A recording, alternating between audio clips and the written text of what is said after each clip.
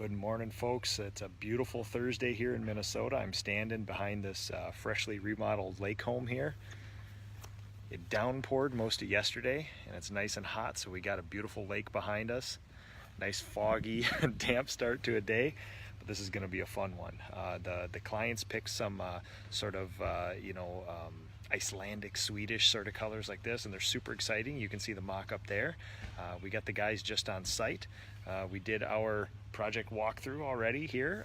Everybody's briefed on what's expected and the timeline and the daily goals for here, and we're going to start rocking and rolling. So I'll put one of my three-man crews here, one of my most productive outdoor crews, and we'll start doing it here. So lots of fun stuff happening on this one. Brand new siding.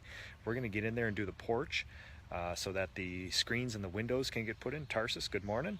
And then there's a brand new, I know it's hard to see here, but there's a brand new steel roof, which makes it excellent and fun. So we're gonna do it, we're gonna make sure it gets absolutely scratch free.